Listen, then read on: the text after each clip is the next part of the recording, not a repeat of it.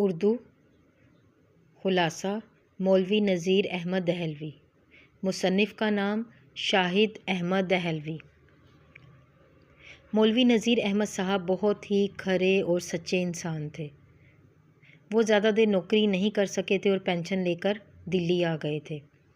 نواب سرفراز علی خان بہت بیمار تھے اور ان کو آرام نہیں آ رہا تھا، وہ صحت یاب نہیں ہو رہے تھے۔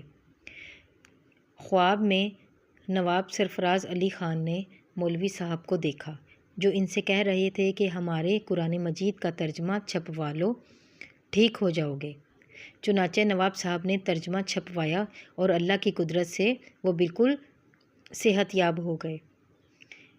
مولوی نذیر احمد صاحب کے دوست مولوی احسن اللہ صاحب تھے۔ ایک دن ان سے کہنے لگے کہ مولوی صاحب آپ کی کوہنیوں پر میل کی تہ چڑھی ہوئی ہے، اگر آپ اجازت دیں تو جامے سے صاف کر دوں؟ مولوی نذیر احمد صاحب نے جواب دیا کہ مسجد میں کوہنیاں ٹیک کر پڑھتا ہوں جس سے گٹے پڑ گئے ہیں۔ بچپن میں مولوی نذیر احمد جس مسجد میں رہتے تھے وہاں کا ملا بہت ہی بے رحم تھا۔ بہت زیادہ سختی میں وہ اور ان کے بھائی ٹاٹ میں لیٹ کر سوتے تھے۔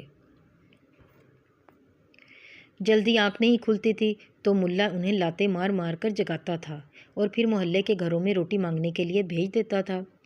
جب روٹی مانگتے ہوئے وہ مولوی عبد القادر کے گھر جاتے تھے تو وہ اپنے گھر کے کام کاج بھی ان سے کرواتا تھا اور بازار سے سودا سلف لینے کے لیے بھی بھیج دیتا تھا۔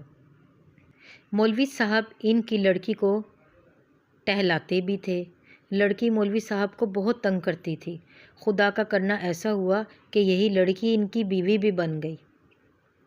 ایک دفعہ علی گڑھ کالج کے سلسلے میں لاکھوں روپے کا غبن ہو گیا تو مولوی صاحب نے سر سید کی ڈھارس بھی بندھوائی اور پیسوں سے خدمت بھی کی۔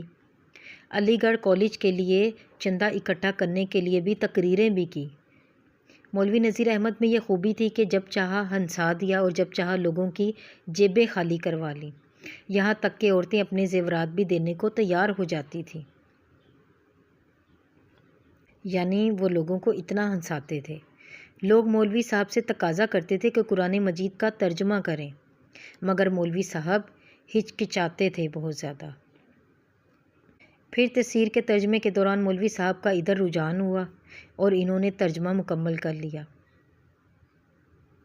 انہوں نے کئی بار ترجمہ پڑھوایا۔ خود مولوی صاحب اپنی تمام کتابوں سے ترجمۃ القرآن ہی کو پسند کرتے تھے، یعنی انہوں نے اتنی زیادہ ان کی کتابیں تھیں لیکن ان کو سب سے زیادہ پسند ترجمۃ القرآن تھا، اور کہا کرتے تھے کہ میں نے اپنی تمام کتابیں اوروں کے لیے لکھی ہیں لیکن ترجمۃ القرآن میں نے اپنے لیے لکھا ہے کہ یہ میرا توشائے آخرت ہو، یعنی یہ میرے لیے آخرت کے لیے بخشش ہو۔